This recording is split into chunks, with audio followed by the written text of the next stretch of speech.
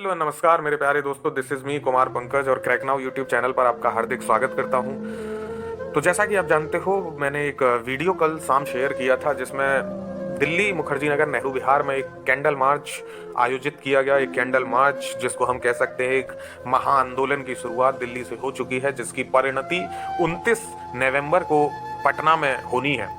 और ये परिणति सिर्फ एक आंदोलन पे परिपूर्ण नहीं होगी, एक महा आंदोलन की शुरुआत हुई है जिसका जो परिणाम है वो सकारात्मक होगा, ऐसी हमारी उम्मीद है। दोस्तों, आप हर रोज मुझसे एक सवाल पूछते हैं, चाहे तो वो सवाल आपका मुझसे टेलीग्राम पे जहां मैं मेंस की प्रैक्टिस कराता हूं आपके लिए वहां हो, चाहे तो आपको मेरे दिए गए पर्सनल नंबर्स पे मैसेजेस हों, आपके कॉल हों, या यूट्यूब चैनल पे भी आपके मैसेजेस हों। आप लगातार एक बात बोलते रहे हो कि ऐसा कैसे संभव है कि कट ऑफ हर बार का रिकॉर्ड तोड़ के 113 पहुंच जाए। ऐसा कैसे संभव है कि आयोग जब भी अपनी आंसर की देता है तो चीज़ें इतनी ज़्यादा बदल जाती हैं कि जिससे किसी को भी अपच हो जाए। दोस्तों, हर सवाल का जवाब मैं आपको आज दूंगा, हर सवाल के जवाब के साथ आपको कुछ सलाह भी दूंगा, और आपको हर वो सही सजेशन आज मैं दूंगा जो आप अपेक्षित रखते हैं, जो आपकी अपेक्षाएं हैं किसी के भी साथ भी, चाहे तो वो आपका शिक्षक हो, चाहे तो सहयोगी हो, चाहे तो मेंटोर हो। लेकिन उससे पहले आप ये एक वीडियो देखिएगा और इस वीडियो को महसूस करिएगा हर एक बच्चे में खुद को। चाहे तो आप इस एग्ज़ाम की तैयारी करते हैं, चाहे तो आप ये एग्ज़ाम दिला रहे हैं, चाहे तो आप वो लोग भी ये वीडियो देख रहे हैं जिनकी वजह से ये सब कुछ हो रहा है, तो एक बार महसूस करिएगा कि इन सब में आप या आपके परिवार के लोग मौजूद हैं और वो अपने हक की लड़ाई चाहते हैं। पहले ये वीडियो देखिए, फिर मैं अपनी बात करूंगा, और आज आपको ये वीडियो पूरी देखनी ही होगी।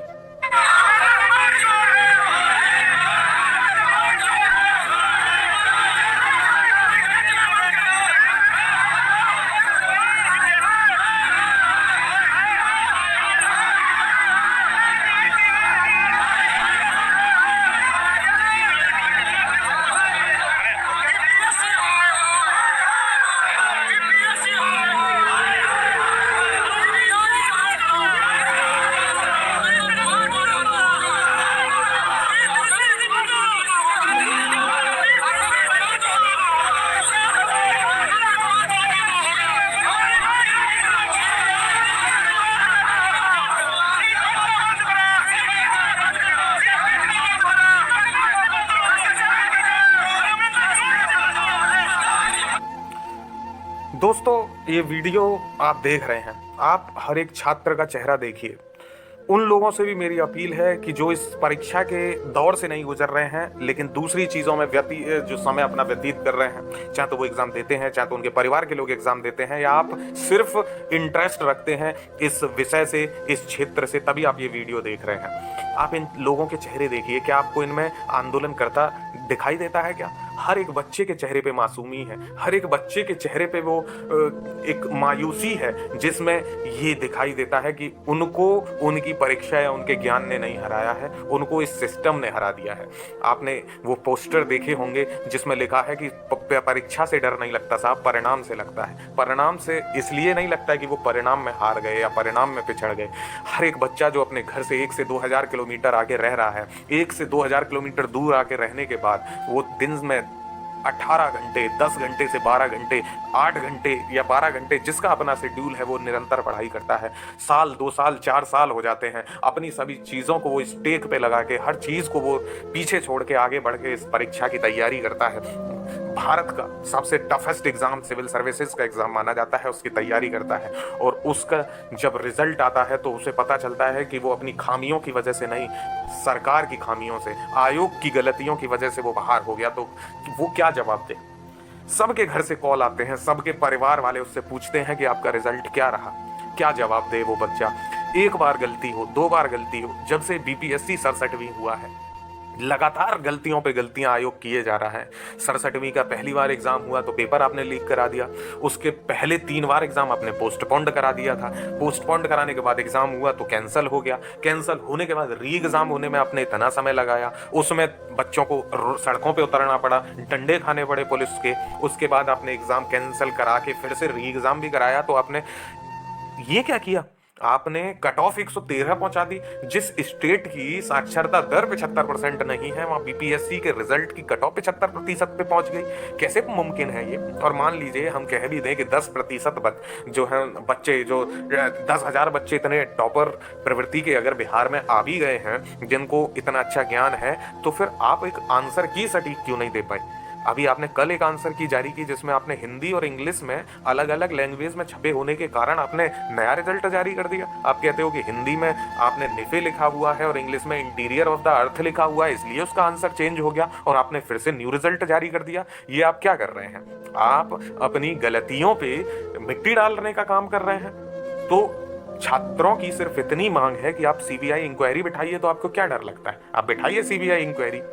और दोस्तों, मैं छात्रों से अब बात करता हूं। इसमें आप जो पूछते हैं कि इसमें कुछ करिए, तो इसमें कोई कुछ नहीं करने वाला है। आप साफ सुन लीजिए, आप एक ग्राउंड क्रिएट करिए, आप अच्छे रीजंस लाइए। जिस तरीके का ये रीजन है कि एक प्रोविजनल आंसर की के बाद आपने जब फाइनल रिवाइज आंसर की दी तो आपने 8 क्वेश्चंस चेंज कर दिए।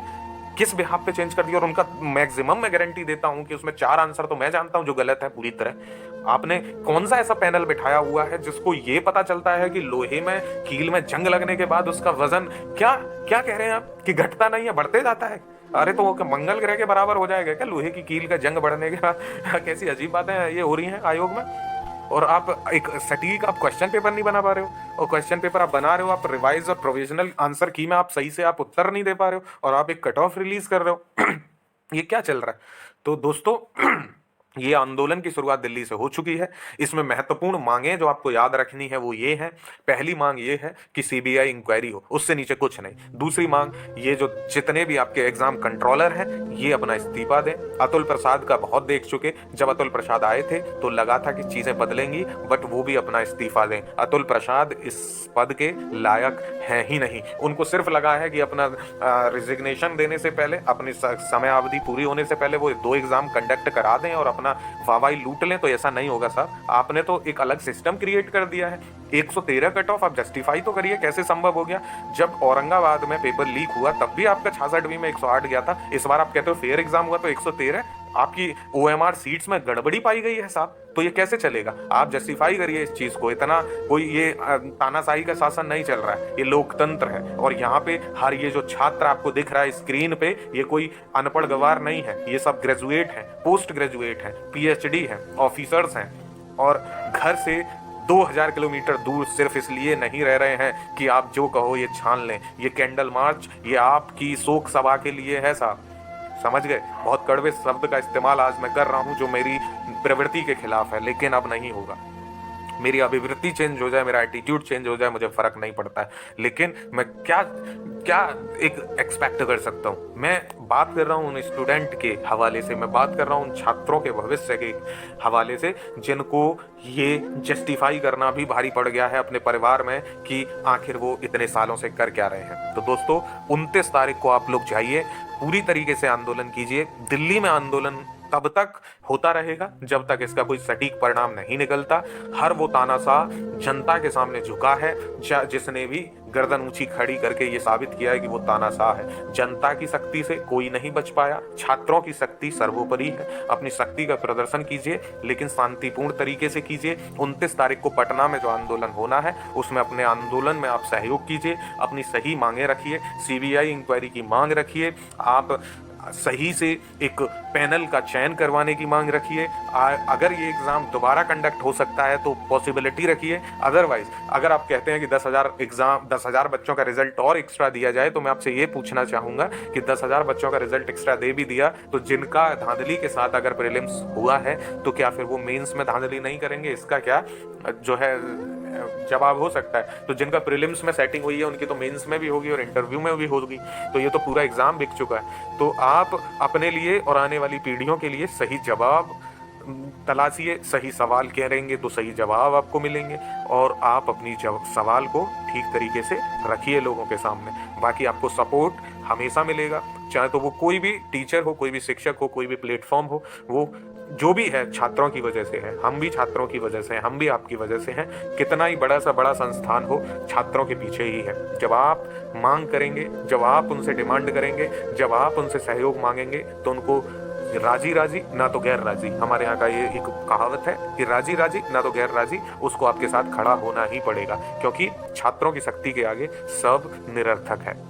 ठीक है, तो आंदोलन जारी रखें, शांतिपूर्ण आंदोलन करें, अपनी मांग को रखें, और इसमें कोई शक नहीं है कि धांधली हुई है, और हम आपके साथ हैं। मेरे से क्या सहयोग चाहिए आप बताइए, मैं आपके साथ आके खड़े होने तैयार हूं। आपको जो मुझसे सहयोग चाहिए मैं खड़ा हूं, मेरा पूरा प्लेटफॉर्म, जितनी भी मेरे से शक्ति समर्पण जो भी हो पाएगा मैं आपके लिए दूंगा, क्योंकि ये वास्तव में घोटाला है। ठीक है, और इस घोटाले को उजागर करने के लिए हम सबको एकजुट होना पड़ेगा और एक साथ मांग रखनी पड़ेगी। धन्यवाद, thank you so much, have a good day.